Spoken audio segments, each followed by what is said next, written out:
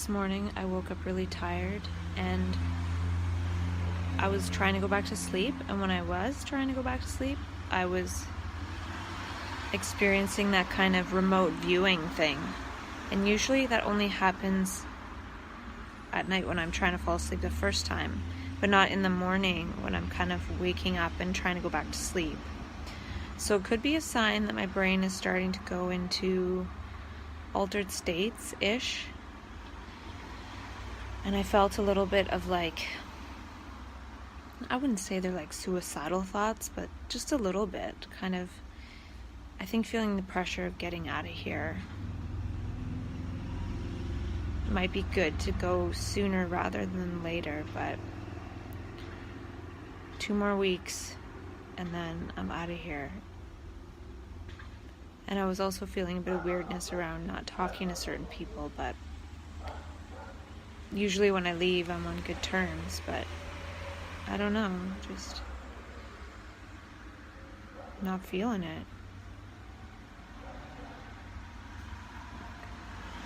And my stomach's been bothering me.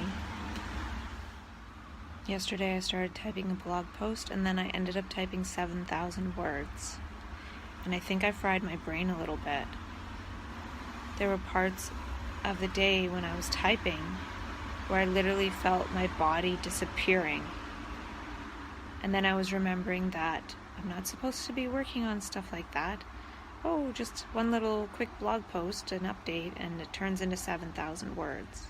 So I need to remember to go back to doing nothing, because this energy, if I put it into doing, will augment that. And I was writing an article about non-doing, but then I did a lot of words. So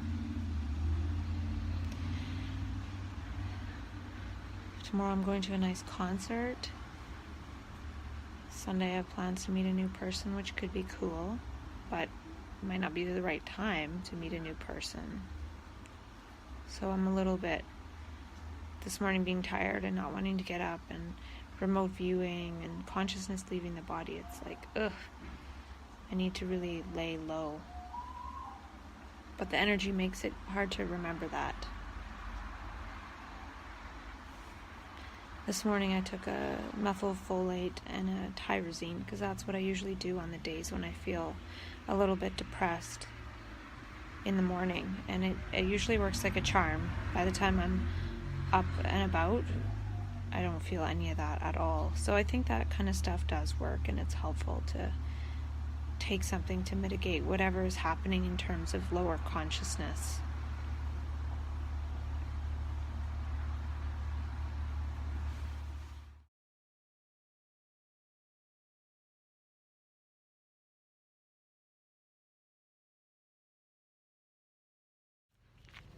Today at work, we were talking about some different videos related to tricks of perception, visual perception and hearing. And spoiler alert, there's one where there's this robotic sound, and it just sounds like this robotic sound. And then you play the exact same clip again. But before you play the clip, you say to yourself, I don't even know what the word was, like green lantern or something, I don't know. And then you hear the thing say green lantern. And then you play the exact same clip again, and before it you say brainstorm. And then you hear brainstorm, and it's the same clip. So whatever you say first is what you will hear. And then I thought of a trick, say green buzzer or something, and then brainstorm, one after the other, and see what you hear. And it was mixed. And then say it the other way around, and it was also mixed. So it reversed for me. But I don't remember which one I heard, the first one or the second one that was said. And then there was another one where there's a pink shoe with a white stripe, but some people see a green shoe with a silver stripe or a gray stripe or something.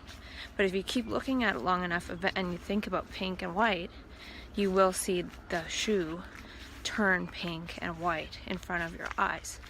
And there was another one with a white and gold dress, and some people see blue and black, not white and gold. And then of course there's the classic count the basketball passes and then focus on that, and then after you watch it again you see that there was a gorilla that walked through the screen that you didn't even notice, and he walks right through the middle. And then there was another one where it's like a card trick and you're focusing on the cards and you don't notice that they swap out shirts, they swap the background, they even swap the tablecloth from black to a white color. I didn't even see that one, but I saw two others, but only because the person kind of told that there would be changes in the background. And then somebody shared that there's this experiment that people can do if the person who is the test subject doesn't know of the experiment. But something along the lines of, if there's a group of people and they're all in on it except the one person, and there's a blue napkin in front of the person and everybody around them is convincing them that it's pink, it will eventually look pink to the person who is the test subject, not to the other people, and it is in fact still blue for real.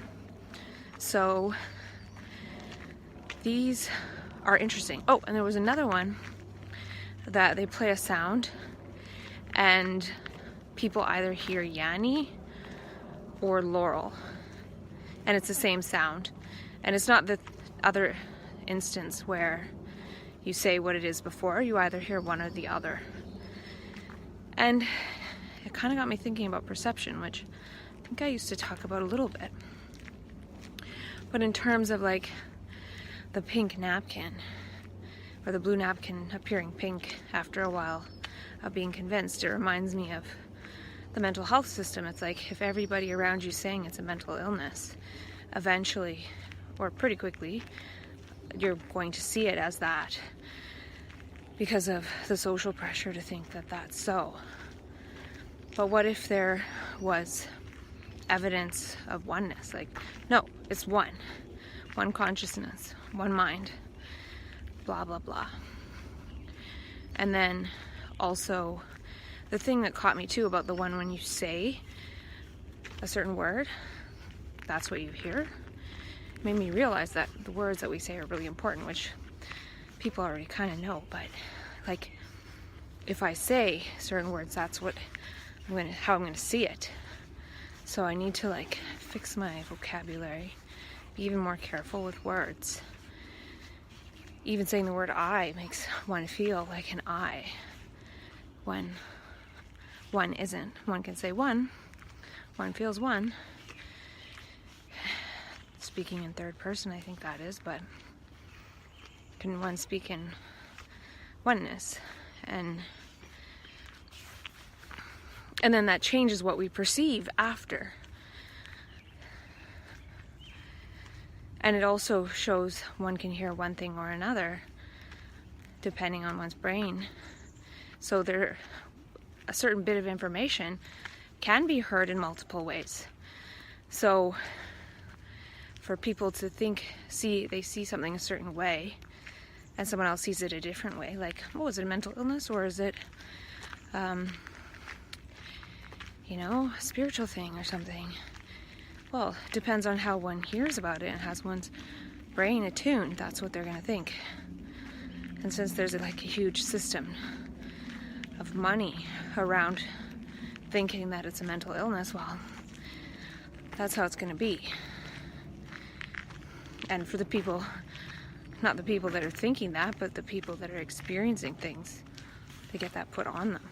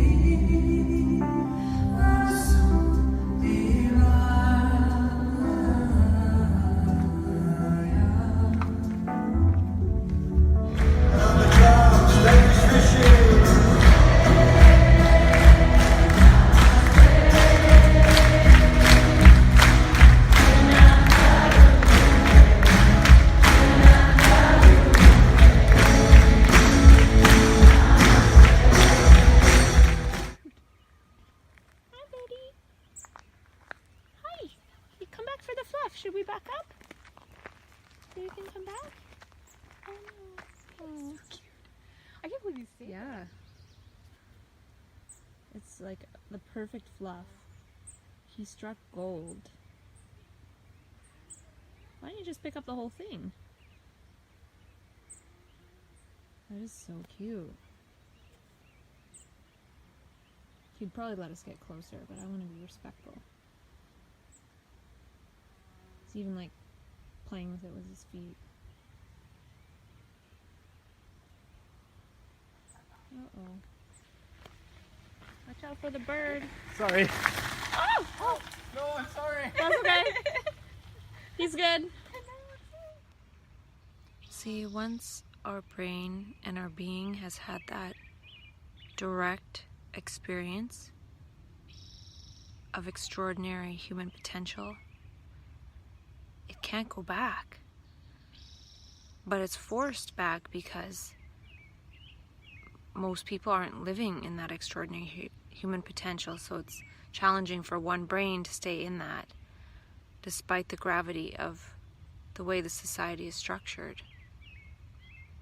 Hence, the recovery movement is impossible because we can't recover back into that which we were after we've touched that extraordinary realm, that extraordinary potential that the brain has access to. So it's not about going back and trying to recover into old systems, but pushing the limits of our potential to flower in new systems. Not even systems. I don't know if we can systematize this. I don't think we can. I think the birds agree with me.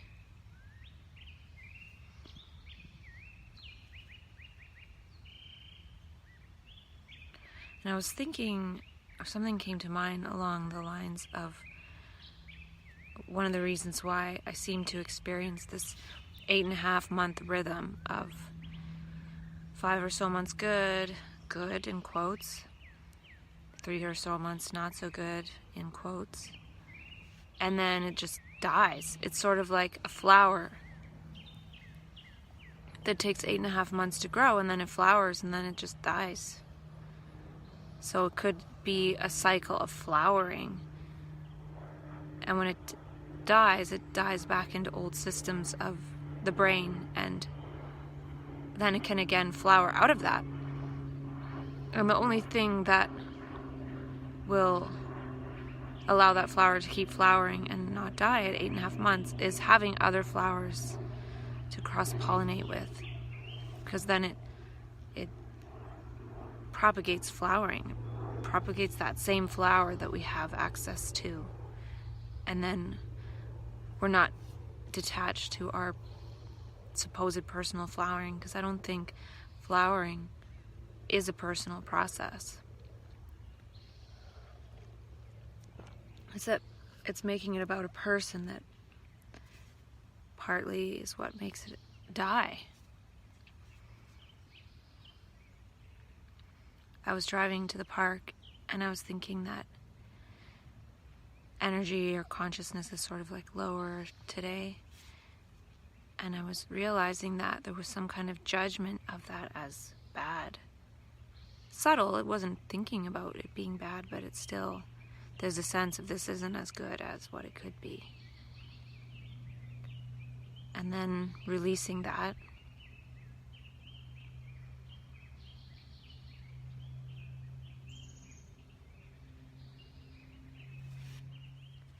I'm starting to read a book by Dr. Joe Dispenza called Becoming Supernatural.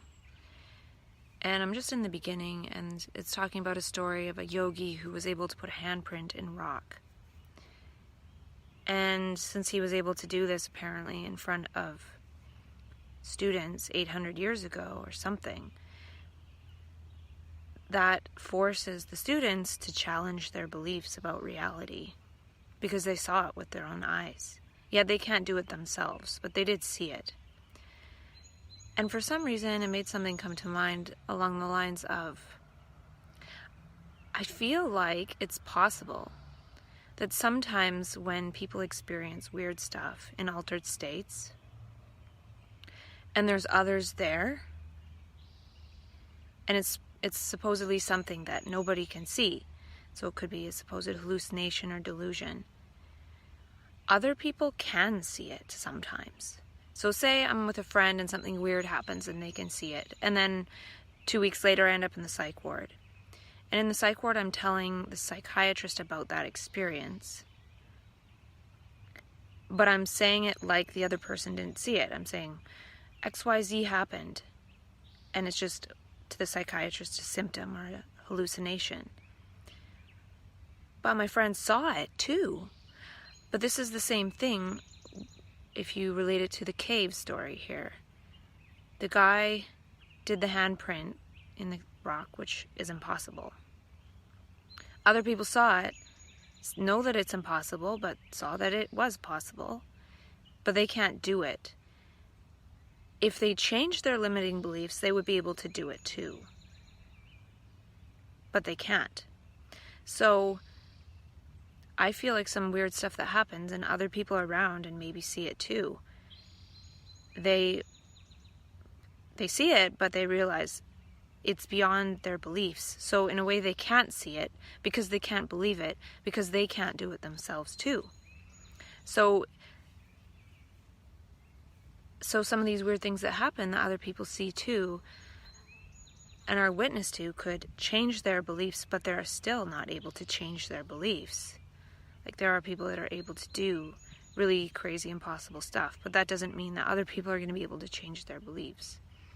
What I'm saying is, people who have these extraordinary states sometimes, who are labeled later, kind of experience like a mystical experience where other people might be able to see it too. But they don't want to see it. Now, I have an example in my own experience that I've talked about before, where I went to the hospital, they wouldn't take me in, and I came back home and there was blood on a red pepper in my place. And the people with me saw it too. They were the ones that took it out of the place and like threw it in the compost, and they didn't know what to make of it themselves. But we never talked about it again. But they saw it, and I saw it, and I have a picture of it, and I know it was blood. I tasted it, and the pepper was sitting on the counter by itself in isolation. How did that get there? So that could be seen as sort of like a religious type phenomena for blood to be coming out of something. And if they were to think about it, they would realize that that came from the energy of my being, or all of us, I don't know. But they're still unable to admit that reality is weird. And something can happen that defies all beliefs. So just because someone sees something that is beyond belief doesn't mean their beliefs will change. And the thing is, I feel that for the one, like, the experience might be arising because of the combination of people, not the one person who then later gets diagnosed. But the thing is that the one who later gets diagnosed is the one that has their beliefs shattered. So in the one that gets diagnosed experience, it's like, holy crap, what is going on? This is so weird. Why is there blood on the red pepper? Whoa, reality's mess. Like, I don't understand anything. And that just blows one's mind and concepts all apart, and one loses one's sense of ego self, or is already losing it. But then the others in the situation use that experience and don't have the same internal experience. They're just denying what's happening and thinking, wow, this person's crazy, because they're losing their linear concepts. And so the one that's still in denial gets the free pass, and the one that sees that reality is really weird gets labeled. So it's kind of backwards. Maybe one day it'll be to a point where weird stuff's happening all the time, and the few people who can't see it are the ones that are thrown in some kind of weird reality so they can eventually get it. So I'm not sure how this book's going to be, because it talks about something, both possibilities are correct in terms of whether the cave is solid or there's exceptions to those laws. And then it says, the difference is in the way that we choose to think about ourselves at any given moment. And like, that's just loaded with misperceptions. There is no we, there is no I, there is no I that chooses. The I is the arising of the illusion of choice between this or that. We don't choose between. Anyway,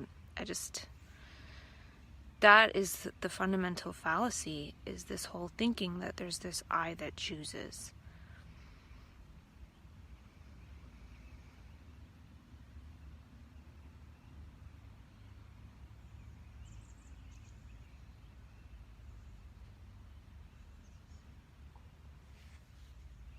Yeah, it says it depends on the way we choose to think about ourselves in a given moment. The way that we choose, both wrong, to think as if we think and are not thunked, so that's wrong, about, there is no such thing as about, ourselves, our and selves. There's two in there that are And it says, how do we awaken the power to transcend our own limiting beliefs? Again, there's no such thing as our own limiting beliefs. There's a process of belief in the brain which creates the epiphenomenon of the believer, which is I, which is an illusion. So it's not a process of transcending limiting beliefs, but seeing the fallacy of the I, which is part of the structure that creates belief and the believer that believes beliefs. But there is no such division. And seeing in terms of that division is the problem, not limiting beliefs. It's that the I, which wants to accumulate knowledge, which is part of the belief structure, is the limiter.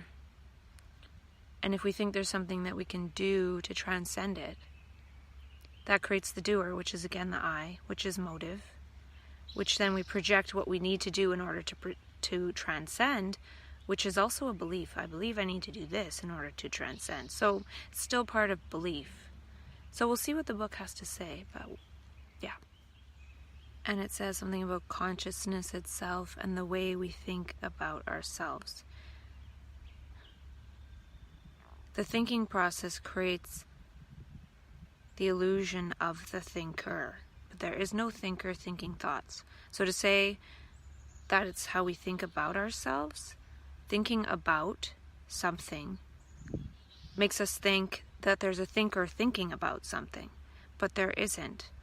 So again, that's not quite accurate. I'm questioning the accuracy of the languaging. And it's partly that we're reading and speaking in terms of this languaging that we hypnotize ourselves into thinking that this is how it is when it's not. And then we think we need to do something, but it's mainly the way that we use language. We don't use language, it uses us. It uses the human body and creates this false I that is separate from everything else. When the body is, in fact, one with life and enveloped and part and integrated into life.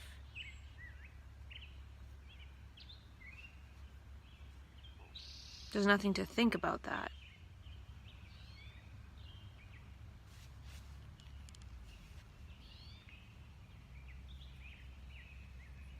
Can you hear the birds? I got this little whistle, the spiritual bookstore.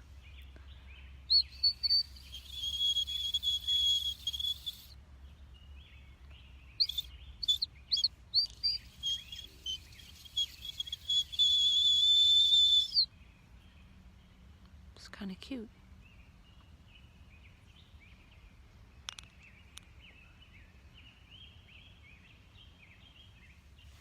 I go away in just over a week or so, and I've never gone away feeling like there's a bit of conflict, but I do feel that this time. So I have a little bit of a fear that that conflict will somehow create a scenario to draw me back here, like some kind of physical accident where I need to be transported back home at some point, or something like that. I'm not really afraid of it though, but I'm just wondering how that dynamic will play out, or if this is a gesture of detaching oneself from conditioning. Not permanently, but just creating that space to have time to settle into a brain state that doesn't have that. It's quite complex. I really don't know. And my brain feels a little bit like, oh man, I don't have enough time. I do have time, but my brain feels a little slower today, so then it feels like there's not enough time to do everything I need to do before I go, when I do have enough time at this point. But there's always the chance that my brain could shut down, and then it makes it hard to do anything. So we'll see how it goes. Today I want to spend some time in the park, and yesterday I had a nice day hanging out with 2 friends, going for walks in the park, and the day before I met up with a new friend, and that was nice. And the day before that I went to a concert. So I am doing a lot, and usually at this point in my biorhythm of energy, I'm doing a lot of plans and schemes to try to create something to help the world. And I've talked about how, since I've already written that up a couple times, I am doing things that indicate that I do have energy, like hang out with friends, but then I'm not doing the thing where I'm writing so much. I did that one day and it felt like it burnt me out, and I wrote 7,000 words in one day. So just getting outside and connecting to the earth is really important, and hopefully getting myself to where I want to be. And after that, I'm pretty open. I don't know what's going to happen exactly, but I'll have a lot of time to sit and reflect with myself. And I can't forget that this is a really important time, because it could be crisis. And maybe it won't be crisis. Not that I'm hoping it won't be, but that crisis usually is when there's a peak energy state. It's like when the flower opens for the very short period of time and releases its beauty right before it dies. And maybe it doesn't have to be a flower that dies right after it opens and releases its beauty. The thing is, when it releases its beauty, everyone within range seems to dance with that. They come to look at the flower, and maybe they can't see the flower. They can't see why they're dancing that way. And I think it's disturbing to the field of conditioning, especially when one is amongst conditioning. But perhaps if that flower opens in a beautiful field, literally, in a beautiful space, then perhaps it just opens anonymously and flowers, and maybe it doesn't die. Maybe it stays flowering anonymously because there's no one around to pick up on the fact that it's there. Because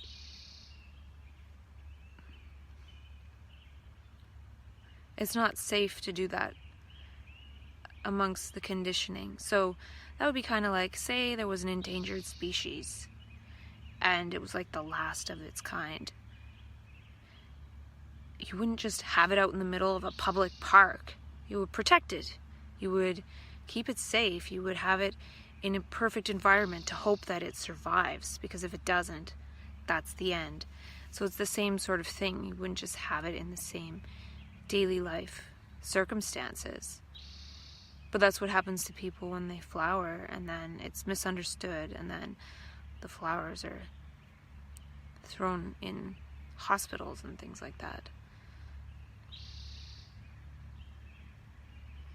And this book is talking a little bit about how if you see or experience something that's kind of impossible, or you witness somebody experiencing that, then perhaps that makes it more possible for others or something. So I'm hoping I can get through this crisis and it not be a crisis but a transformation.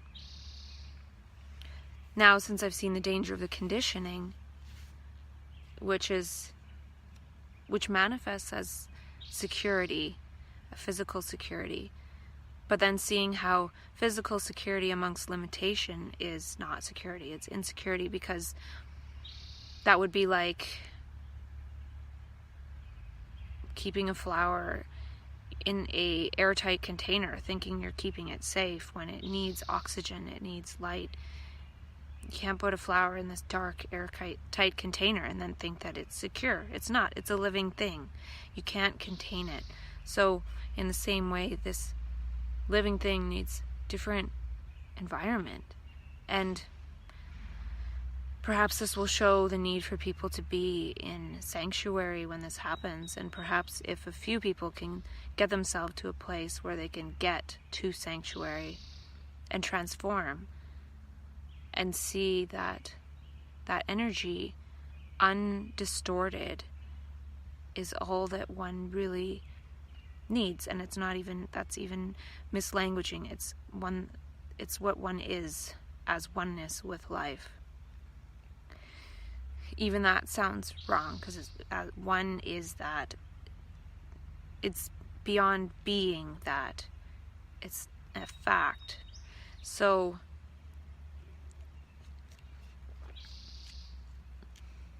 we'll see. I don't know what I'm talking about, but perhaps it's sort of talking myself into what I'm doing, because it is a little bit risky.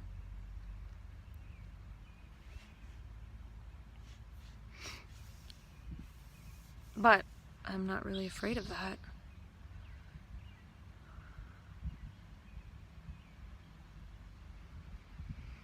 And the vitamin thing has been going smoothly, so I do have to re-study that,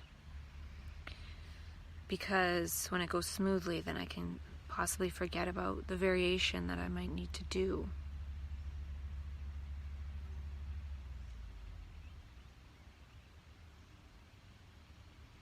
So, yeah, if I can do this and transform,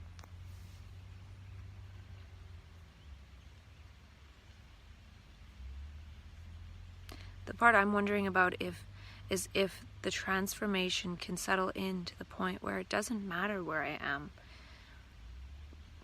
Or does it matter? Does it matter? Does the environment matter? And it might.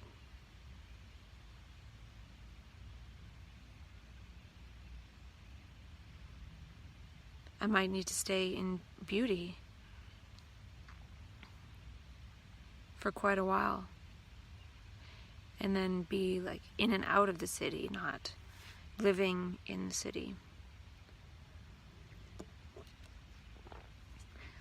And that might not matter either. It might only matter that one is among people who see.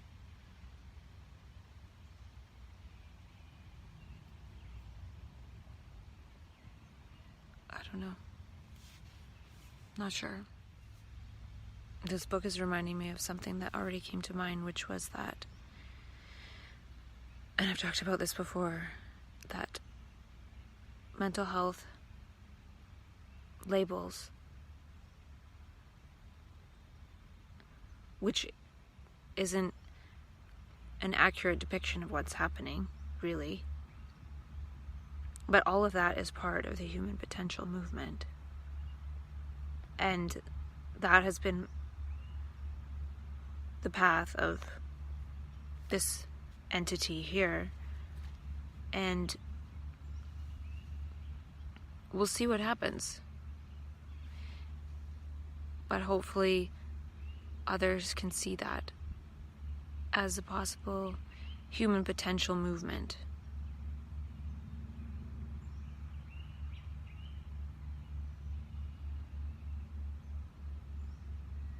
And I'm starting to see what homelessness could possibly mean. It's not participating in the conditioning.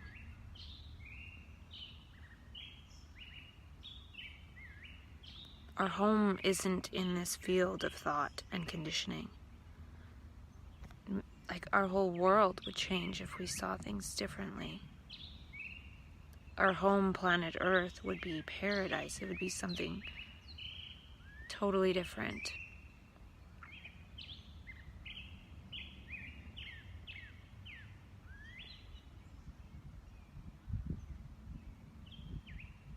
I am a homeless person.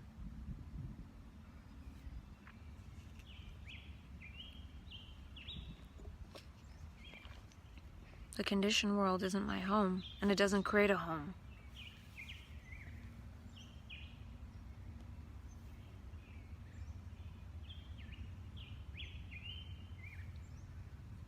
This world needs a lot more love. I was just reminded of something that's happening lately within the last week. Forgetfulness. I don't remember putting this on. I put these on for sure. I don't remember putting this on. And that's happened a few times. Like last night, I usually use a water pick morning and night to clean out my teeth and then brush my teeth. When I did the water pick, I wasn't sure if I just did it. I might have. I kind of felt like I did, and I might have, but I just really didn't know.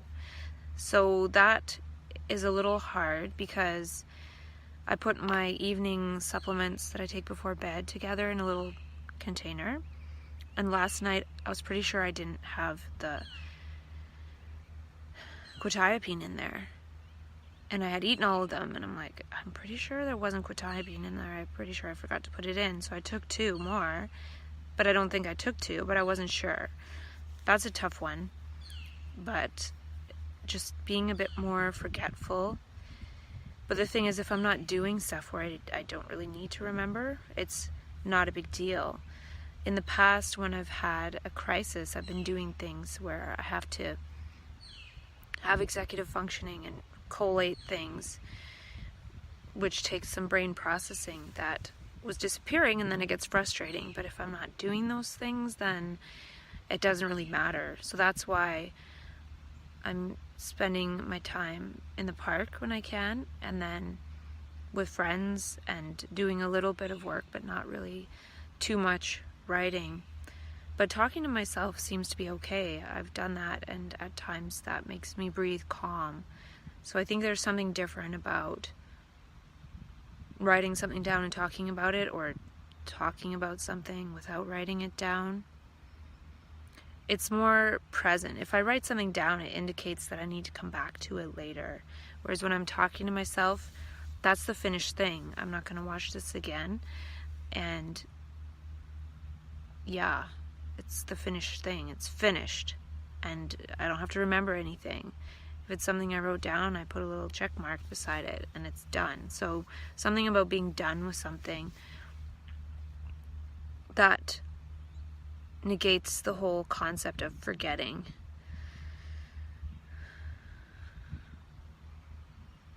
Which could be a concept based on having a motive to do certain things.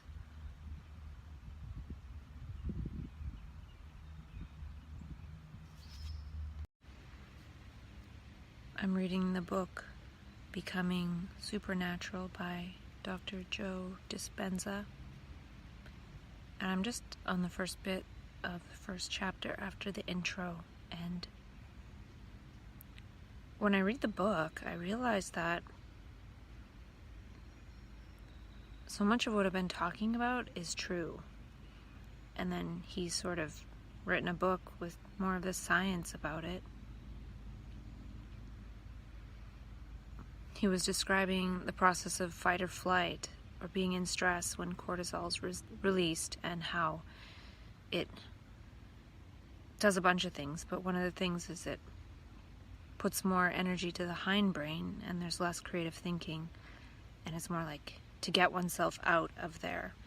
And I might have talked about this before, but I feel like a person in a high energy state of so-called mania can be there for a certain amount of time, but then, and it's a high energy creative state, but eventually one realizes that one can't maintain that high energy state in an environment of very low energy and consciousness. So if one stays in that environment too long, the wonderful creativity of mania that ripples outwards and does create a lot of things, eventually it can't sustain itself. The brain operating like this in an environment like this. It can for a while, which does raise the vibration of the environment quite substantially, at least around that being who is in that state. And as the distance, supposed distance increases, the energy level decreases. So it's like a bump in the field. And then eventually one's energy is lowered down to that of the environment. And when that happens, the brain goes into fight or flight because it realizes it needs to get out of that energy level in order to go back into that higher brain state. So if one got oneself to a higher energy level in the environment, that would be congruent with the energy of the brain, and one wouldn't necessarily go into fight or flight. I'm not sure, but it seems to be part of what happens.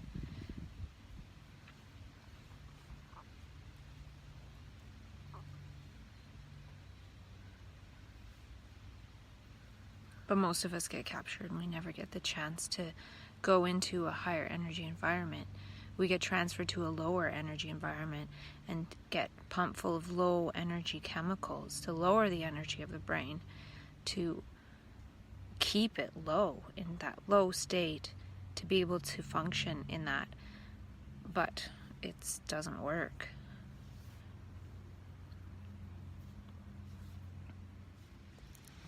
Just came across an interesting part of the book, according to what I talk about with myself. And it says something about how when we notice a significant change inside of us, the brain pays attention to who or what is happening outside of us that caused that change and records it to create a memory. Now, this is really interesting to me because our conditioning is memory. And if one is in a creative state, creative space, creative energy, it's kind of a non-self state. It's a state that isn't dominated by memory in the way that we know it. So then if somebody comes along that knows us and sort of interrupts that process, and say that person is part of our conditioning in that we know that they are part of what created us to be who we were as a non-creative entity.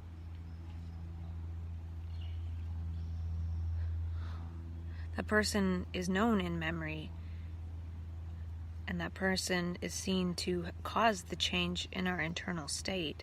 Hence, sometimes we react in a moody way to protect that creative state. So say, for example, one is in a really creative state for a long period of time. That might be called mania by others later on. And then family and friends and people that one knows or think they know that person who went into creativity come along and are part of the apprehension process to apprehend that person at some point and put them in the reconditioning process of the mental health system. All those people become imprinted in that one who went into the creative state's brain as part of the apprehension process, and that's traumatic. So to reintegrate that being into the family system is naturally going to create a being who appears to have this mood disorder, because those who supposedly love that person or being were part of that which was the process of reconditioning. So naturally, the brain is still going to go into that creative state at certain times. And then when one interacts with others who have now been imprinted as part of the apprehension system, apprehending one and getting one reconditioned in the mental health system, one is going to be moody with those people naturally, or appear as moody, because it activates fight or flight.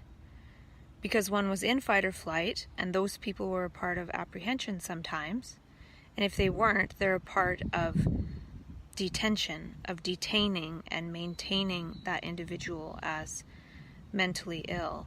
And even if that person who was labeled with a mental illness isn't consciously aware of this, they are subconsciously aware of it, so they continue to manifest as apparently mentally ill, which isn't true, but it is relatively true in the system that they are put into.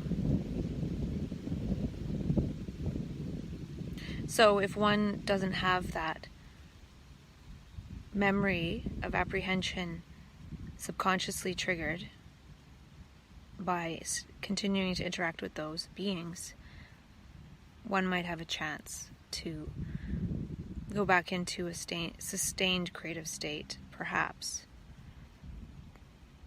But it's the up and down that is the problem.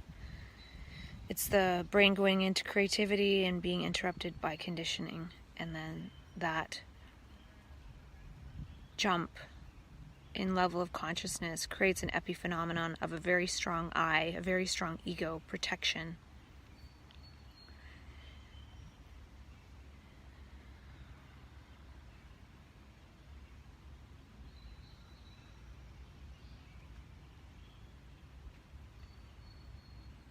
So, and then again, every time that happens, the brain is going to take a snapshot of what caused that big change in state. So if I'm a hypercreative, for example, and somebody knocks on my door and they're like, rah, rah, rah, rah, and then I go, blah, I was here, and then I went here, and I take a picture of what caused that. So now any interaction with that being is going to be stressed and strained, because it was, my brain knows that I was here.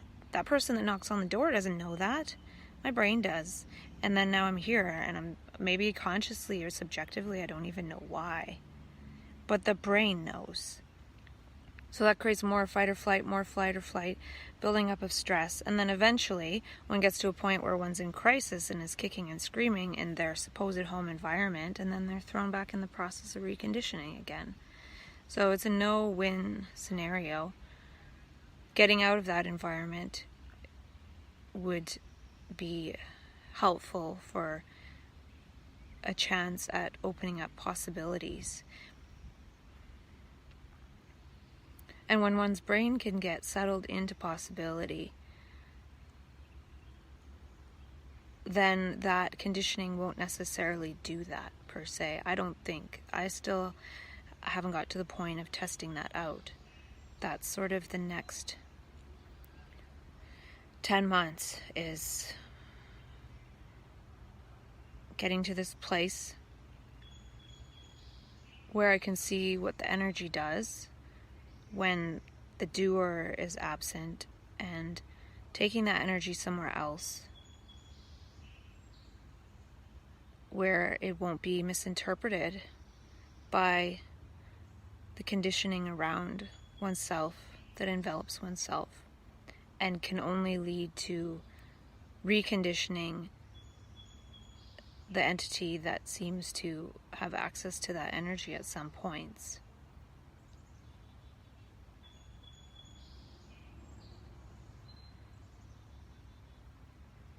Because staying in that energy is bowing down to survival and poverty consciousness. So if one is doing that, that's a gesture, an action of the belief in limitation.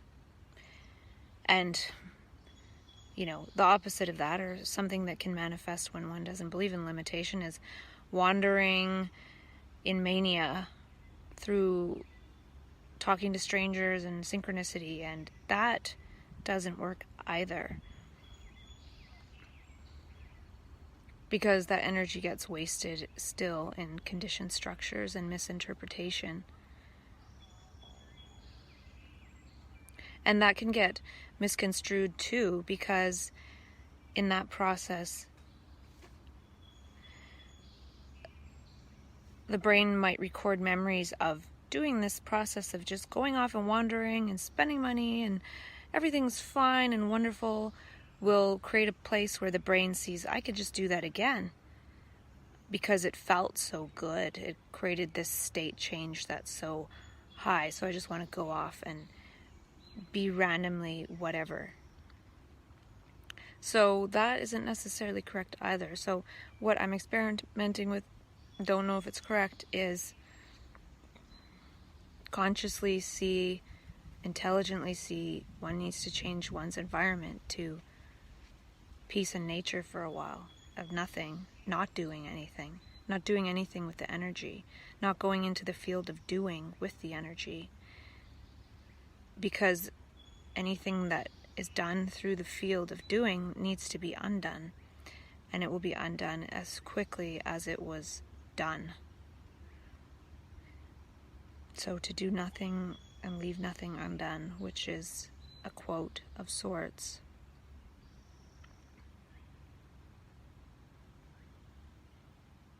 And going into a more peaceful environment and doing nothing, there's not other people around saying you should be doing something.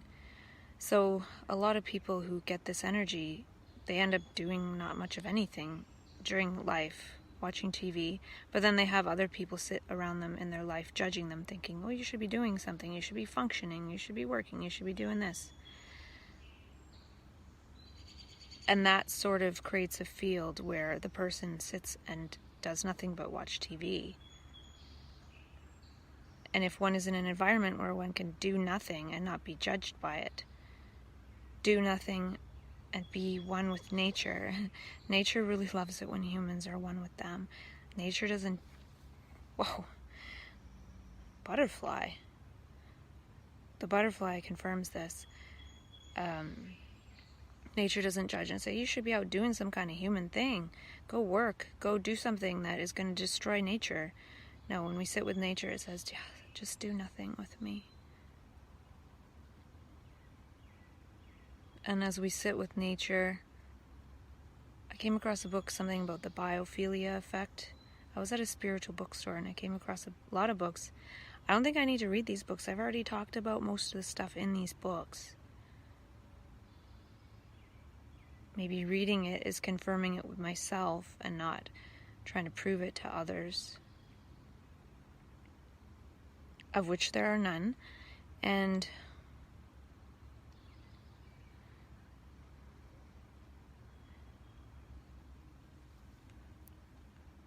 yeah, so nature needs more humans doing nothing with nature, being one with nature. And look at the little spider. Where is he?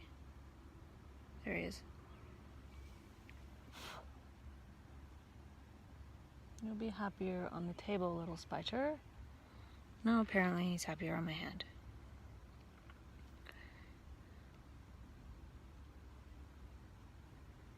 So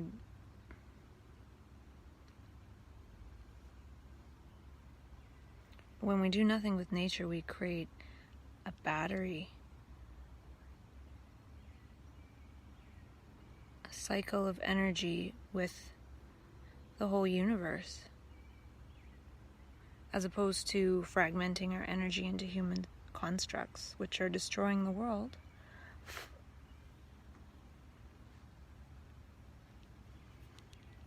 Again, I've already really talked about most of this stuff. I don't know why I'm talking about it again, but there are a few books out there for sure that I've read after I've talked to myself for so long that are saying exactly what I'm saying.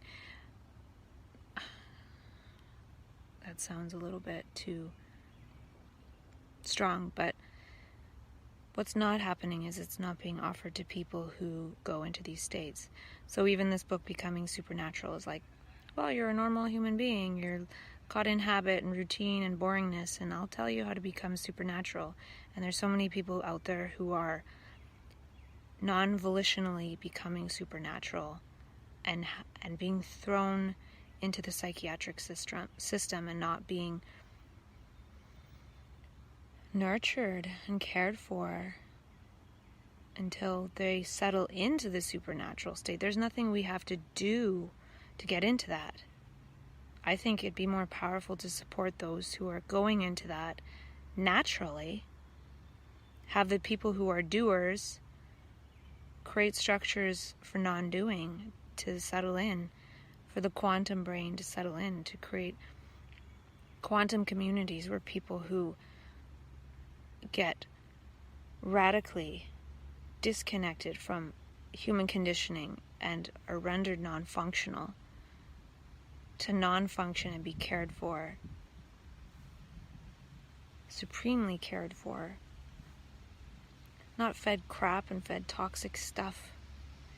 If those people were facilitated to settle into the quantum, it would change the whole energy, and other people would be able to spontaneously do that as well without doing anything. But that sounds a little bit like communism, like, oh, change the environment and then everything will be... I don't know anything about that, but I don't know what the answer is. There is no answer.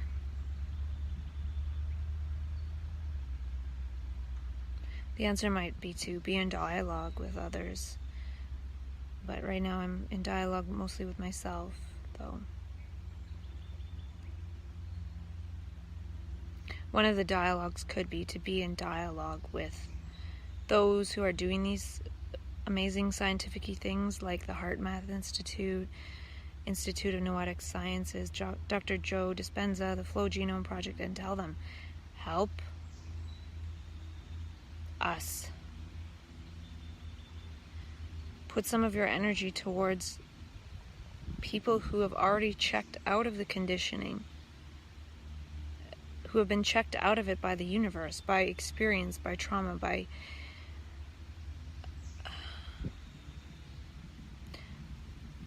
they're not making that connection. They're trying to help the doers. They're not nurturing the non-doers. The doers are calling the non-doers non-functional and not contributing and not this and not that. And then there's all these systems in place to keep us suppressed in doership. And we don't need to do anything. We magnetize all these systems of care around us when, if that amount of money that is put into us through systems of care like psychiatry and all these things was put into peaceful, beautiful space to allow something to flower, something else would happen. A space of unconditional love and caring for the base needs of the human body. But we're magnetizing the wrong structure, and we buy into the belief system that is a $1 billion industry.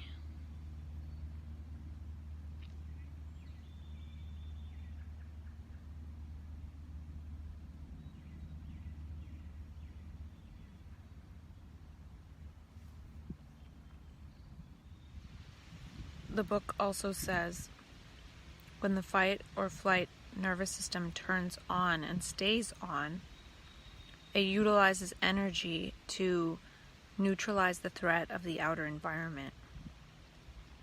So if one isn't in a suitable environment, one is perceiving stress from the outer environment, one's body is then being is using energy to neutralize the threat of the outer environment. In that state, one can't go into the highly creative energy of the brain because one is wasting energy. And that's something that I've been inquiring into lately, is perceiving things that are energy wasters, and instead of trying to create with energy, not instead of, but having an experimental period of time where one isn't wasting energy in certain conflicts, and one is getting one's body to more suitable environments, like a nice park, where there is no conflict with the outer environment. The body can feel at ease and not waste energy. And then this can be recharging for the period of time that one was in an environment where the body was wasting energy, because that environment is discordant with the possibility of the internal state, or one is protecting that seed of light that is within oneself and knows that one can't plant the seed in that environment. And it's not like one chooses to do that or not. At some point, it seems that the seed gets planted and one goes into higher energy states of mind, and the flower attempts to flower anyway. And this is the cycle of so-called bipolar. It's one can't stop that seed from being planted. It will again be planted at some point. There are things one can do with supposed free will. Free will is only there because we're not flowering.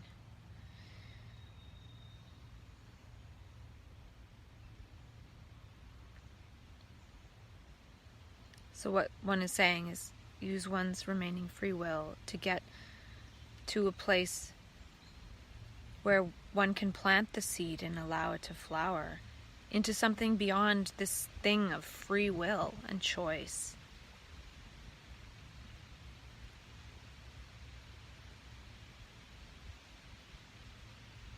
Choosing something else, in a way, implies stress.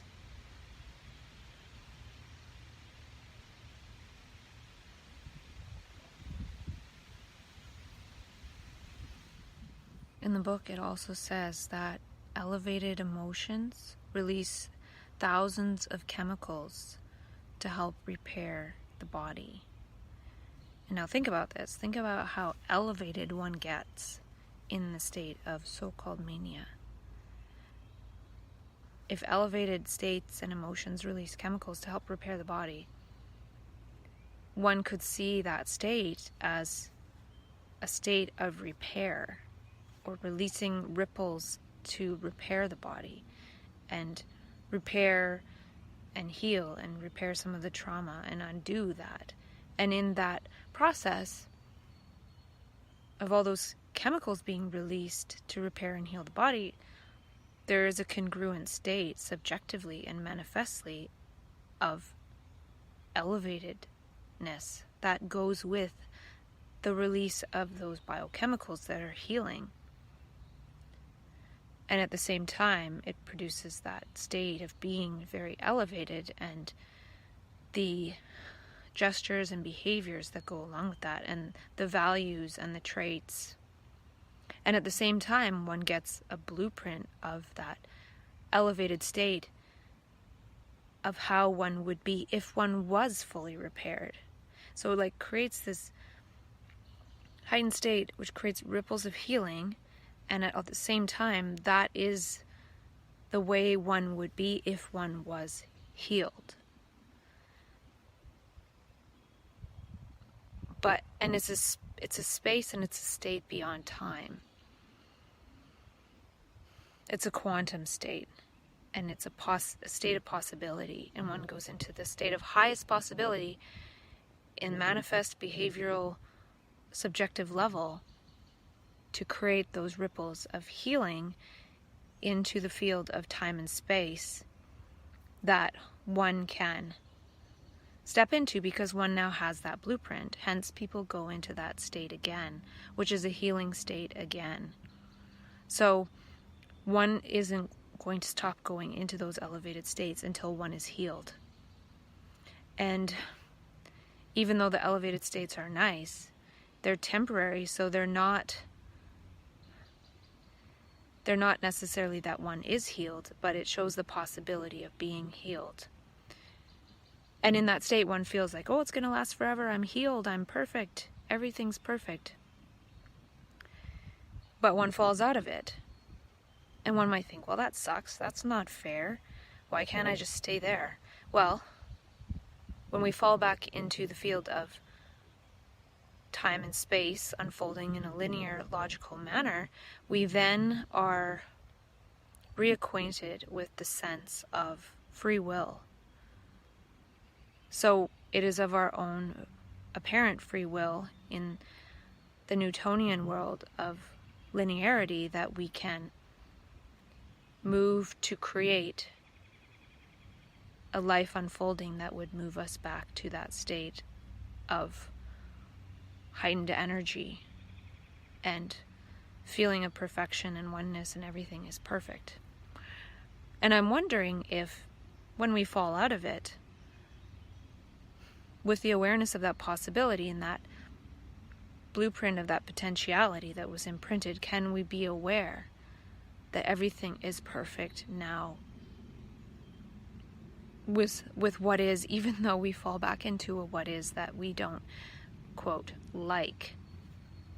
And when that happens, we again are in the field of like and dislike, judgment, value judgment of this is good, this is bad, which is choice, which is, apparent free will, but we still don't have free will, but we feel like we do.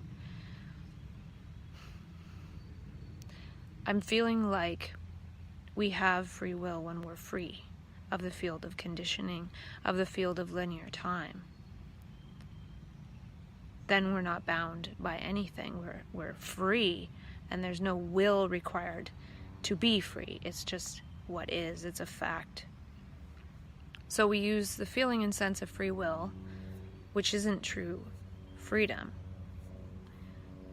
to create our way back to that state of so-called high energy, high consciousness. And as we do that, it seems that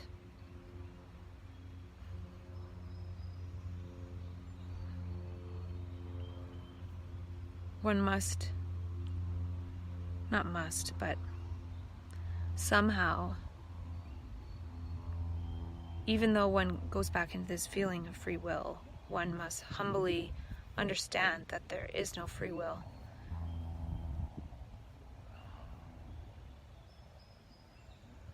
And any action of will strengthens the I, which then at some point creates, when the energy comes in, it creates a very strong I of, I feel so good, and I hope this lasts forever in time, which can't be so, because change is constant. And when we don't accept that, we think in terms of good and bad.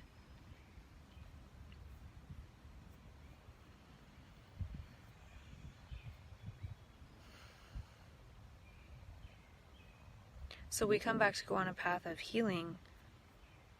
And as we heal others.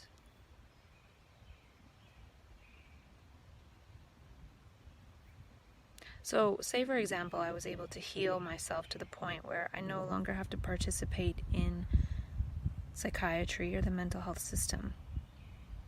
I would then also heal others of the need to try to heal me in ways that don't help me. So I would be self-sufficient. And there'd be, if I don't do that, I'll be in and out of the hospital, in and out of services, and I'll be interacting with these people who have paid money to be trained in a certain way of steering me, which isn't freedom. But if I'm able to heal that, then I change all future possibilities. I'm no longer in that field of conditioning. I'm no longer interacting with those beings who have been trained. I heal them from the need to learn how to heal my broken self. because I've healed myself through my own understanding, which I can only build by learning every single moment, not accepting a system of thought and stopping learning. We can only learn our way through this, through every moment of life, as life.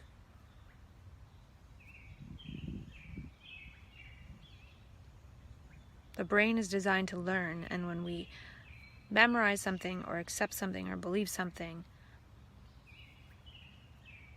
and put that in the brain below our awareness and operate that way, we're superimposing a pattern of life according to what others have told us that we haven't seen for ourselves. We only believe, which is conditioning. And the more we're conditioned, the more we can't see for ourselves. And seeing for ourselves is freedom. The book gave an interesting tidbit, which is that melatonin levels are highest between 1 a.m. and 4 a.m. And he's also talking about how the pineal gland is what converts melatonin into other biochemicals that produce some of these mystical states. And I was thinking about that in terms of how oftentimes people who are labeled bipolar can't sleep. And that could be because it's not really odd for someone to stay up until 1 in the morning. And then if at 1 in the morning, the body and the pineal gland is converting melatonin into mystical biochemicals, one isn't going to be sleeping via the melatonin, one is going to be awake in a mystical state, or having mystical elements come into consciousness. And then if one is out and about in the world, like awake at 1 in the morning, wandering around, and that mystical stuff is mixed in, because one is awake because melatonin is being converted to mystical chemicals, then hence I remember when I was first in that state for a whole month in 2011, I couldn't sleep until 4 or later, and maybe that's when the melatonin went away because it was finished converting into the mystical chemicals. So I was able to kind of sleep. I was only sleeping like 2 hours a night. And it could be possible that one doesn't need as much sleep when one is in a mystical consciousness, because sleep is partly to compensate for the conditioned structure of society that we've created that is totally against all the laws and neurophysiology of how we're designed. We're not designed to work like we work in human structures and information overload that we've created. So anyways, that is a very interesting tidbit about the melatonin. And also, when I got back from California last time and I had that weird waking up in the night experience that was short-lived and it was kind of scary, it was probably at like 1:30 in the morning. And when I had the crazy crisis experience in mid-October of last year and I was unable to sleep, that happened near 3:30 or 4 in the morning when I had that kind of suicide in my brain thing happen. So I don't think it's only mystical elements, but it's elements of past to being present now, which it is already present now. I think fluff keeps landing in my eyes. It's a lot of fluff. And he talks about a story of a woman who, her husband dies, and then it was in 2011, February 2011. That's when I was in California having synchronicity like you wouldn't believe, and then came back here into the conditioned structures and was diagnosed as nuts several months later. I think I was mainly nuts for coming back out of paradise.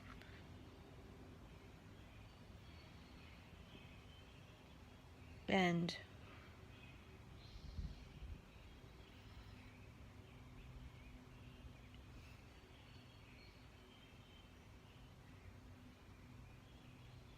And now she's like a trainer for Dr. Joe Dispenza 6 years later, and I'm thinking to myself, it's been 7 years since I was labeled. I really hope this next 10 months is kind of transformative in some way. Transforming into that which has been imprinted and blueprinted, and all the possibilities that I've seen are possible. And I think that's why the next step for me is removing myself from people that see in terms of conditioning and things are impossible. And I'm just wondering what happens when one radically shifts into possibility while away from those and then comes back. Well, I should know, because that's what happened when I went to California 7 years ago. I went into possibility, but I didn't know it. And then I came back into conditioning, and that messed me up. So now when I go into possibility, I might think, well, I can go back, and maybe I can't. Maybe I can, I don't know. Maybe if I go into possibility for so long and come back, it manifests as having some kind of major relapse where I need major psychiatric care. I can see that as a possibility.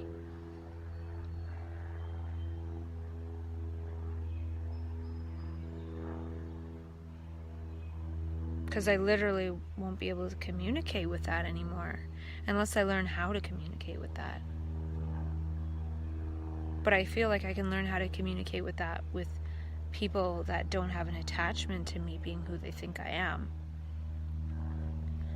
But the ones that want me to be who they think I am, they wouldn't listen to me possibly in the same way. I remember before I was carted off to the hospital, I was saying to people around me, I was saying, I need to be somewhere quiet, and are you going to listen to me? Because I wanted to say what reality was like in that state, but they didn't want to listen. And then I got thrown in the psych ward. So it's okay if people don't want to listen, but it's not okay for me to think that I need to communicate with those who don't want to listen, because if they're not listening openly, they're projecting images of who they think I am onto me, and that warps space-time. It doesn't really warp me, it warps space-time. I'm in this realm of possibility, and I'm getting my wave function collapsed into the old limited personality. So that's my question. Can one root in possibility and still be able to have respectful communication with limitation?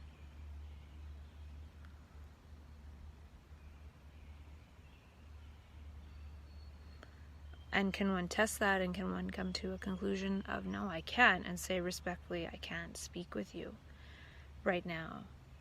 Or does reality and existence intervene to disconnect physical manifestations?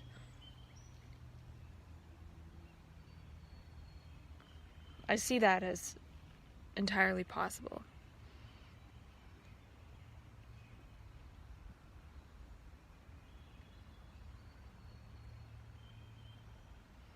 I remember that was one of the things that kind of scared me in that state of possibility, was I saw that if I went on with possibility, I would lose communication with certain others, because our physical manifestations would no longer exist in the same physical reality as a gesture or manifestation of literally not being able to communicate. But it is possible that with technology, one can communicate through technology at a distance. So literally be in another world, but send an email or have a phone call, and not coexist in physical space and time anymore.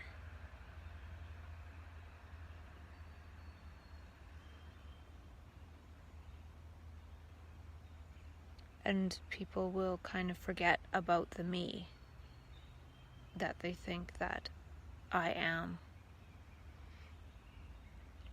And I see how that manifests as someone getting Alzheimer's, you know? Like, if one day I come back and one that I come back to see doesn't even know who I am, that would actually be pretty accurate, because they don't know who I am. And that's okay. So instead of me staying and taking on shit and manifesting as mentally ill, withdrawing energy, moving away, and allowing the illness to go where it wanted to or could go when I go somewhere else, because I know the truth about myself. This all sounds very like grandiose. I don't know. I don't even know if it's true. I don't know what's true. Like I said, I'm experimenting with not wasting energy. And the wasting of energy is being around the conditioning, and that feeds the conditioning.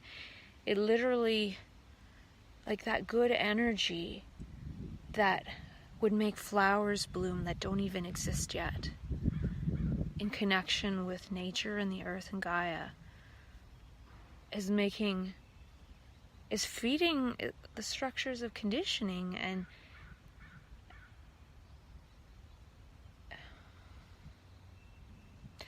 it actually increases the longevity of those who would wish to spend more time with us, who connect with that energy. And if we connected it and grounded in that energy and embodied it, we would leave.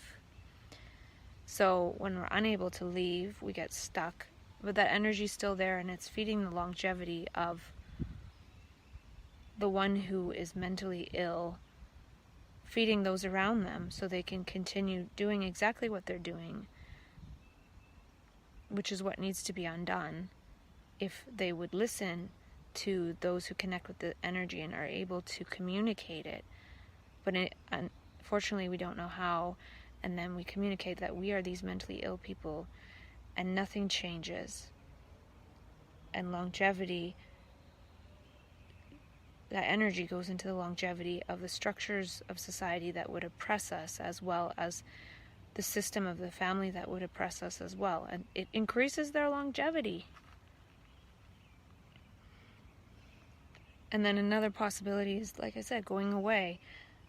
Somebody gets Alzheimer's, somebody has this, somebody has that, and they don't realize it's because the one who they thought was so ill actually has access to an energy that, if could be communicated, could help all of us. It's infinite. But instead it acts as a battery to augment the limited, the conditioning.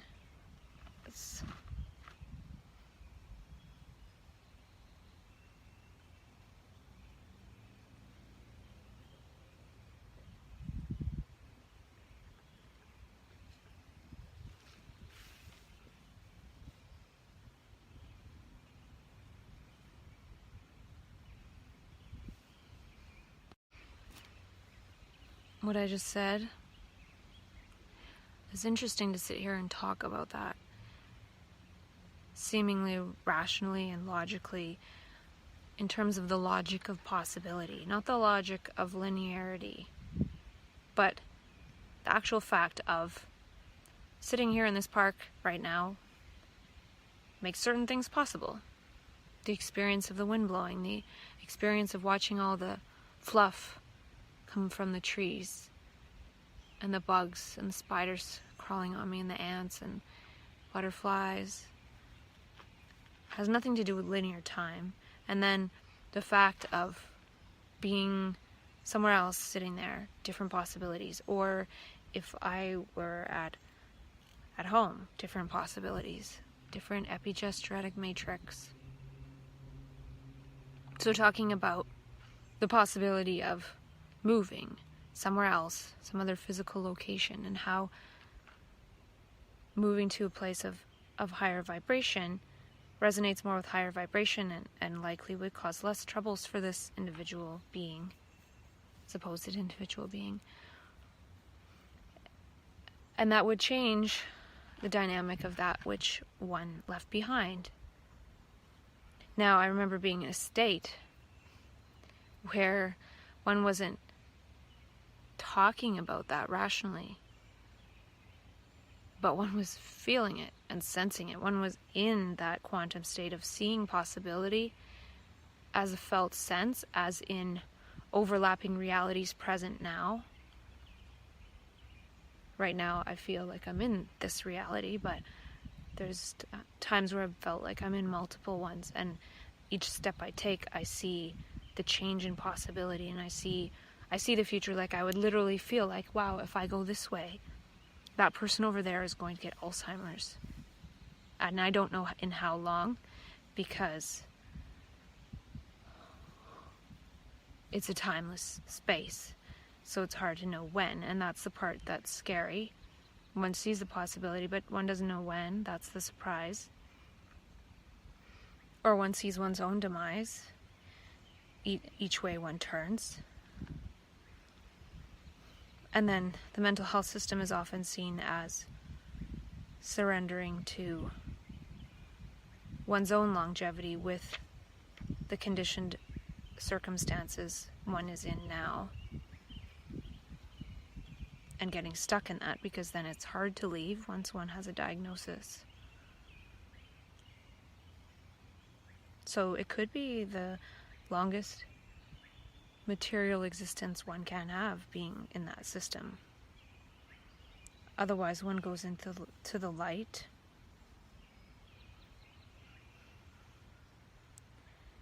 and then one turns another way, and one sees that that direction excludes another being from one's future.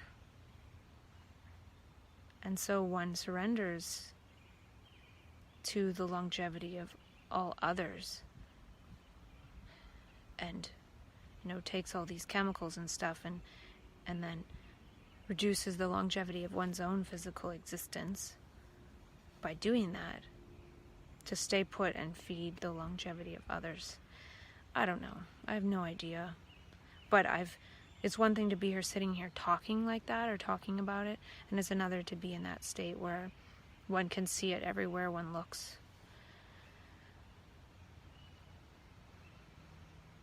And it's possible that when one gets to a place, an environment that is suitable, then the brain never goes into a space of seeing possibilities, as one has planted the seed in the best possible place, in a way, for the possible future. I don't know if that makes sense. And then one no longer has to go into a state of seeing all these possibilities and having the brain overwhelmed, which often leads to having to take medication to medicate the possibilities away. When one goes to live a good possibility, then the brain doesn't have to go into that state of trying to find other possibilities. And since it's unable to change so quickly, we do change quickly, but we change quickly back because others don't like us changing so quickly. I don't know. I don't know about this whole thing about individual and others and blah blah. I think it has something to do with right now. I feel like I have free will, and so others do too. That's what people like.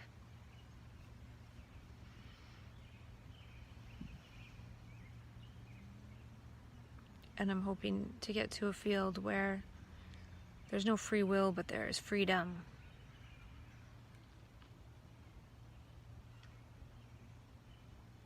And I feel like I'm in that sort of space where I'm protecting that possibility.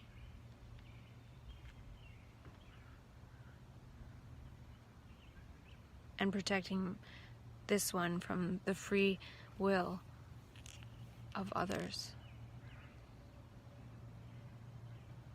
that would impose their will upon this energy field.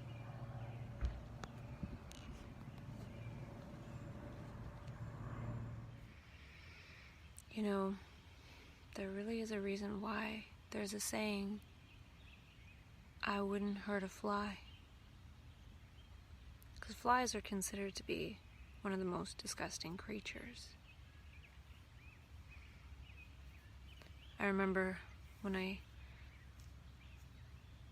went into a peak state of consciousness and had a little dialogue with a bunch of flies 7 years ago.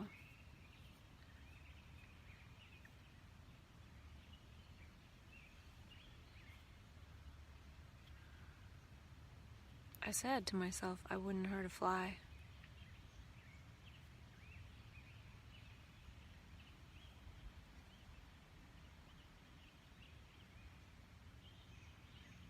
And I'm laying here and the flies like to land on me and eat my skin.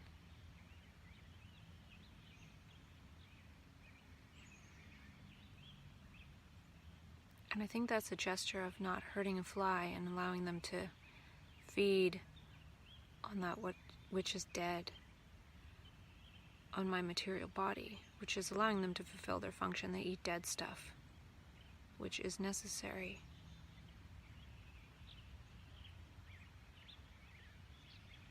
And I was noticing too that when they crawl on me, it kind of tickles. And in a way, it choicelessly brings awareness to the surface of the body, the skin of the body. It's like helping to resensitize the body to nature as nature is crawling upon the body, and also allowing nature to fulfill its function. The fly's eating my DNA, which might do something to its DNA.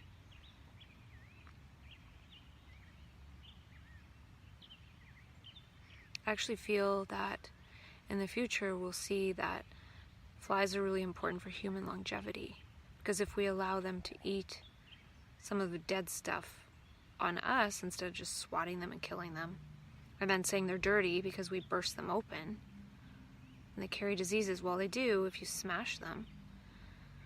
And of course there's some that carry diseases, but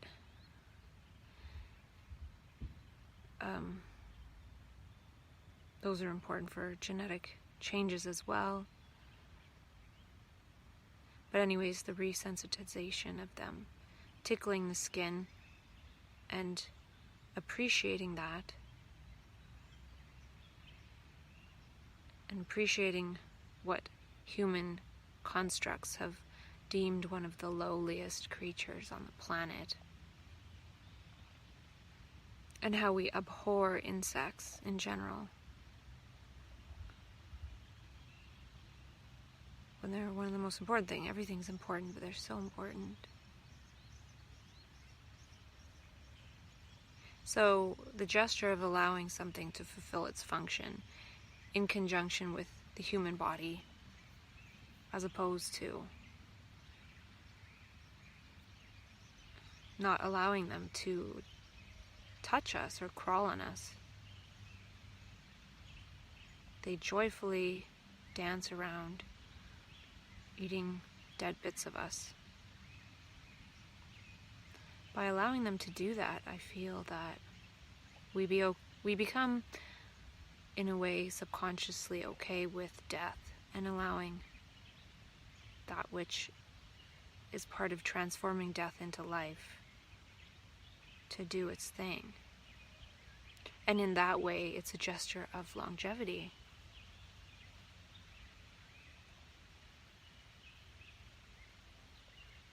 We could wash our skin with chemicals, or we could allow the flies to eat little bits of our skin. I don't know why I started talking about that. Oh yeah, when I said I wouldn't hurt a fly. And you know, there's something profound about that statement, in that in altered states, oftentimes one gets in touch with past holograms of past lives and past lives of others, and some of those patterns are violent, and they can take one over and one can reenact them, and hence some of these really violent things that are happening. And I have experienced some of those violent patterns trying to take over this biophysiology, to enact that in order to carry on the imprints of past suffering and pain. And every time I surrender, and I in terms of fight, flight, or freeze, I freeze. I don't allow it to do anything to anyone. And by freezing, I often get transported into a mental institution and where they do something to me. And for the most part, I allow that to happen too. But that is something that happens by virtue of not carrying on those patterns of violence. Sometimes people do get tricked into it, of course, in varying degrees, and I have too.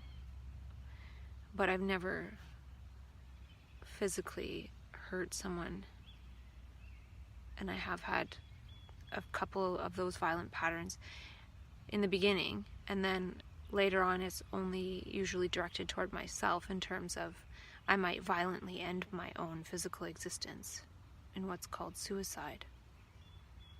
So that's the only thing that could possibly happen in terms of violence, unless there was some kind of self-defense thing really happening. But I've never been tricked into perpetuating that. So the ones who don't perpetuate that, when a big pattern comes on and they freeze or they flee and act all weird because there's these past patterns coming in, they get psychiatrized for being really afraid of thought and seeing the fear of thought. But anyway, my point is that part of that is the universe testing to see if we would hurt a fly. And I made that statement. I said I wouldn't hurt a fly, and that was the last day that I was in a space of beauty. And then there was a month of terror and scariness. And I didn't enact any of that. And then some of that came upon me again at later dates, for sure. But each time I refuse. And that tells the universe that it's safe to entrust this consciousness with more energy. It is kind of a test. It's not really a test. Because sometimes people feel like they're being tested. And it is kind of a test in a way. So if a violent pattern took me over and I acted it out, I could end up locked away for life, right? So didn't pass the test. And I haven't passed tests in the past, for sure. I've done a lot. But anyway, I don't know what I'm trying to say, but the whole point is kinship with life and nature and not harming nature. When we harm nature, we harm ourselves, and that's one of the reasons why so many people are experiencing self-harm, is because the whole self of the whole Gaia-sphere of the whole of life is being harmed by the I, the self, the feeling of separateness, which is an untruth. So as a gesture of reparation, I lay here connected to the grass, which is a gesture and a behavior saying, you know, I can't go around telling every human I meet, we're one consciousness, we're one, we're not separate. It's just words. They won't feel it. So instead I allow the earth to feel my body as a gesture of that knowing, that truth.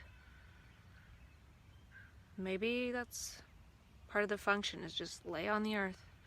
It's not much we can do right now. People won't listen, but connecting to the earth allows the universe to listen to our being and our energy more easily through the electric field of connection and magnetic field as well, and chemical, because our physical structure is connected to the physical earth.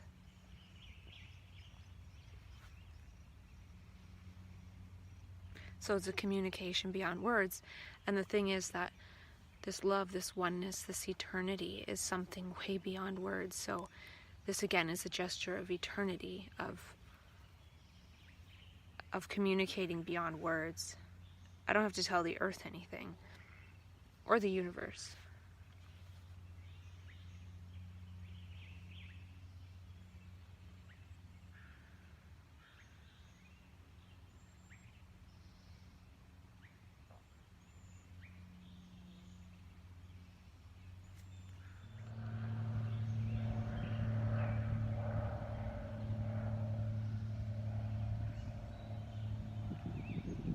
I listen to the birds so that others might be able to hear them too.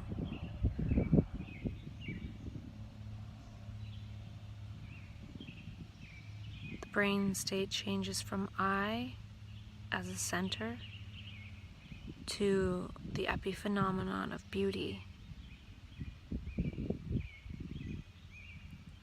as the completely sensitive human organism integrates all sensory information to listen to the symphony of Gaia, and the inner richness diversifies into an infinite beauty that is always new.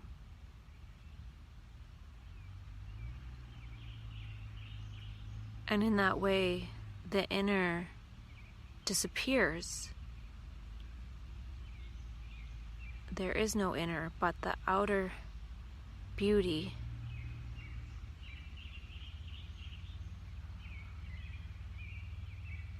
being sensed by the outer human senses. It's all outer. And then arises the epiphenomenon of the unfoldment of beauty, as opposed to the arising of the illusory I.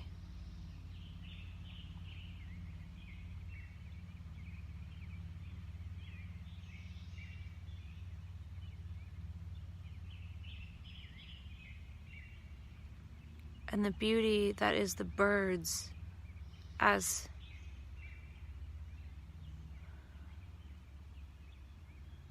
sensed by a human organism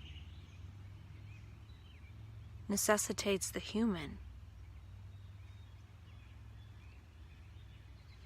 The birds don't necessarily hear themselves as the human ears hear their songs, so it requires the human ears. And the human ears hearing that beauty is one with that, and thus would not destroy that beauty, as that beauty is oneself. The oneself, which is a triangulating phenomena, in that one has heard that to see a rainbow requires the raindrops in the sky, the sun, the light of the sun, and the human eyes. But it's all one life.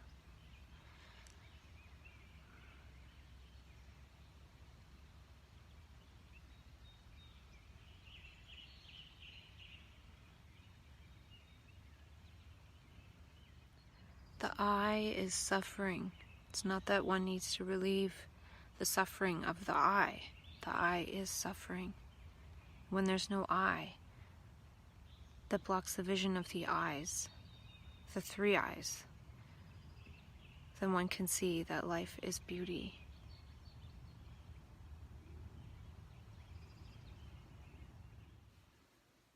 I was just watching a video on something called the McGurk effect, and I got the link from the video via Ron Unger's mailing list because he emailed about a video game that's out. I don't know how new it is, but it's called Hellblade, and apparently they made the game in collaboration with people who hear voices. And people who hear voices who played the game or watched the game, or I don't know how it happened, but they're saying that it's really an illustration of what it's like to hear voices. And I don't hear voices, but I'm interested in the whole spectrum of what happens in phenomena that generally get labeled as mental illness. And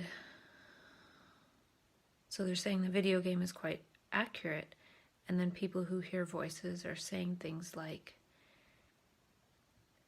people can understand me now. Or it says here, I have to confess, just watching this video brought up a lot of emotion for me. It reminded me of the vast gulf of misunderstanding that usually exists between people with, quote, psychotic experiences and others, and what it means to finally overcome that gulf. To make sense of someone, to know that one can be made sense of, is an incredible gift. And that is surely true. But what I was thinking was that, I was thinking about how I've been talking to myself for almost 2 years in order to make sense of myself. Because if I want someone else to be able to make sense of me, the people who can make sense of me the most are psychiatrists. And they make sense of me in terms of their education, which isn't necessarily how I would make sense of myself. How I would make sense of myself is talking to myself on video for 2 years, and I still don't have a clue. So for psychiatrists to come in and say they know everything there is to know about me in 2 minutes, just based on a few symptoms of what they call symptoms, is silly.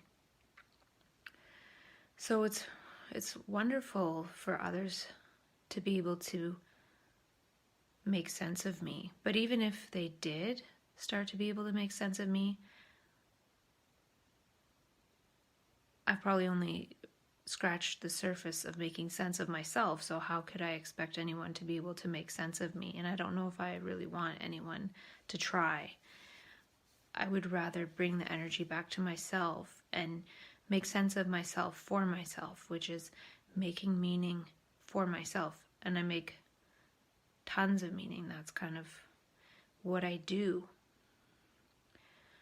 The opposite would be to hope that someone else would make meaning out of me, or I would mean something to them, meaning they understand me or make sense of me in some way. And in the process of making sense of myself, I've realized in some dimensions that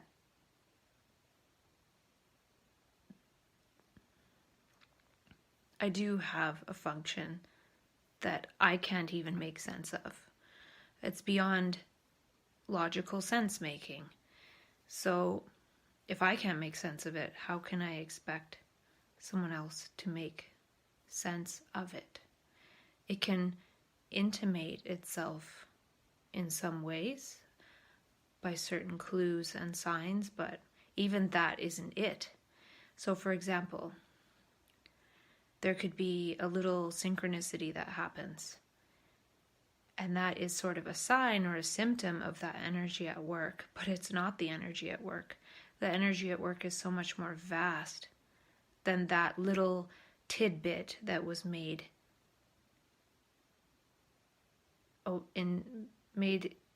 something that I can be aware of, something that can be made sense of. So even if I can make sense of some semblance of what is happening, it's still not what is happening. It's only that little tiny bit that was momentarily flashed into human awareness. But again, it is by no means a resemblance of the immensity of what is happening. The immensity of life is so mind-boggling and mind-blowing. And we love to think that we can make sense of it and pick it apart into its constituent pieces, which we can't. And this has nothing to do with the game or people feeling like it's nice that there's some medium out there that accurately somewhat presents the experience of hearing voices. Because I haven't played the game. I only watched a small feedback video on the game, and so what I'm saying is only related to how I feel that it's important for us to go into making meaning for ourselves. So even if I've made meaning for 2 years with myself, that doesn't help someone else. it might only help in that it shows that making meaning is meaningful. And I could think it's this meaningless mental illness with a certain label, or I could make a lot of meaning, which is part of the capacity of that energy, and the traits that come out is the ability to make meaning for oneself, as opposed to being directly connected to old conditioning. And that's mixed in there too, of course, but one can be run by the conditioning. So my brain might be able to make meaning, but if I see the only meaning as a meaningless mental illness, now I've adopted all the conditioned memes of that, and I run according to that. I move according to that. And if I make meaning, then I see meaning everywhere, and life feels meaningful, and that's also a very good protection against feeling like life is meaningless and what that can lead to. And feeling like life makes no sense. Life no longer makes any sense. The meaning making sense, the sense of being able to make meaning. Feeling like one needs to be made sense of by another. That other has probably not even made sense of themselves, so why would we even want that per se? The sense of being able to see meaning and make it is important. And again, this isn't related to hearing voices or anything. It just sort of made me consider this whole process of making meaning. And even hearing people share their stories a week or so ago. They're saying, I just can't help but feel like there's some kind of meaning. Well, we have to make the meaning. If we don't make the meaning and wonder about it, we rely on the meanings made by other people, and that is second-hand information. We need to make first-hand meaning of our own sense. The trouble is when that first opens up, it's so intense, it's impossible to make meaning out of all of it. But slowly we can learn to make meaning. Making meaning is part of learning. Otherwise, we're only memorizing meanings and formulas that we've been told. And being told something is somebody's telling us through sound. So someone says something and I hear the words and I remember them or something. But there's something else that happens when we see something directly for ourselves. And back to that video on the McGurk effect. It's talking about how the same sound is being played, but the video shows the guys either making a ba or a fa mouth movement. It's the same sound, but depending on how his mouth moves, that's how we hear. And they're talking about it like it's some big mystery. But basically what they're saying is sight overrides sound. So seeing ba or fa overrides and tricks the brain into thinking that they're saying fa because vision overrides the sound, so it changes in our brain. But the thing is that hearing isn't only auditory. We hear partly by seeing. It's synesthetic, it's synesthesia, the senses mixing. To think that the senses are separate is silly. So, but then again, hearing, even in hearing, seeing is more important. So if I see one thing and somebody's telling me another, if I've directly seen it for myself, no matter what they tell me, my brain's always going to have some kind of doubt about what I heard, and what I see with my own eyes is going to be stronger. And this could actually be part of the mechanism of why hallucinations arise.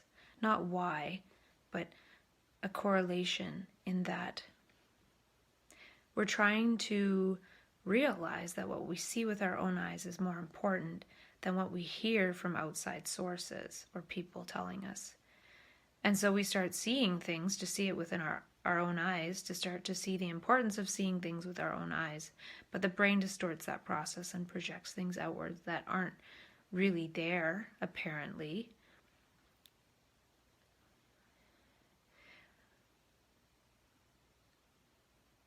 But part of it is to directly perceive with our own eyes. And since we haven't been doing that for so long, it gets distorted and we start seeing things with our own eyes that others can't see. But then when we go into the field of perceiving meaning, we are seeing with our own eyes what others can't see, because we're seeing new meaning that never was seen before by our brains. Whereas if we're operating based on conditioning, which is repetition, we're only seeing within that limited field. And the trouble with that is the conditioning is a lot of sound and image inside, but our own eyes are realizing in a way that it is seeing something different. It's seeing something contradictory to what this voice is telling us inside, like the inner chatter. And we trust vision more, so that increases the conflict with what we've been told to do.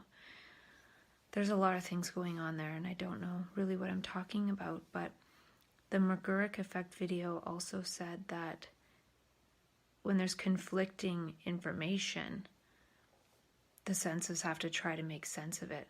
So what happens when a person sees all this meaning, sees all this new meaning, and is seeing for oneself there are other meanings than the ones we've been programmed to believe are the only meanings of life? There's conflicting information, and then that can cause conflicting things happening in reality.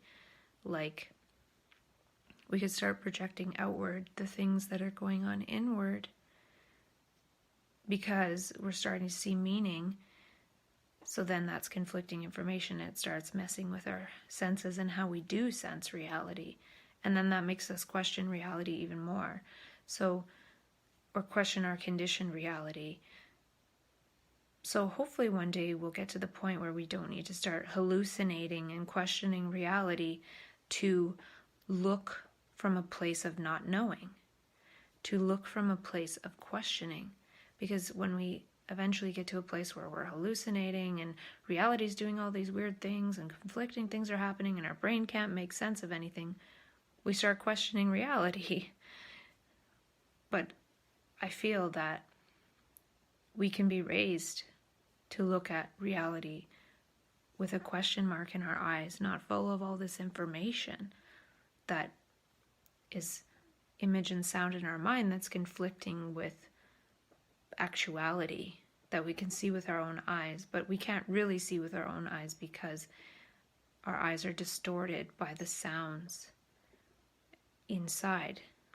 We have conflict inside, and if we have this conflict going on inside, our senses are going to be conflicted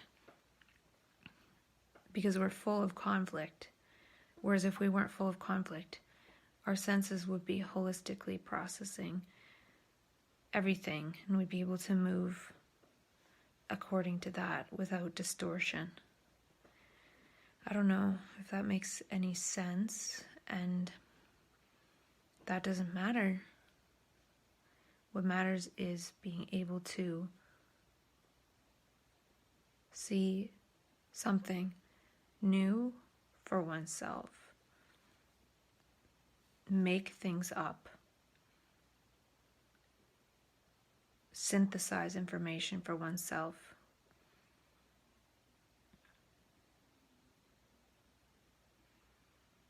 To make things up is to question. It's creative. It's new. Otherwise, we're regurgitating. And the brain is just so bored of that.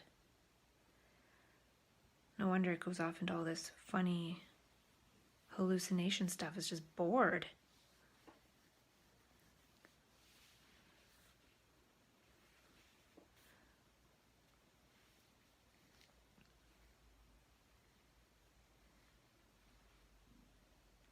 And I feel that part of the conflict when one goes into that state of making meaning is that the conditioning is always nipping at one's heels. So there's a conflict in the senses, and one wants to sense meaning, but then one also has a sense of the conditioning and the programming that pervades all of society And how does one operate in that field of society, but also remain in the field of seeing meaning? Seeing that there's no meaning in the field of conditioning. And when one sees that, one goes into the field of meaning. And one must be able to learn all the time, because otherwise one is in the gravity of the pull of the conditioning that is knowledge, that is not learning.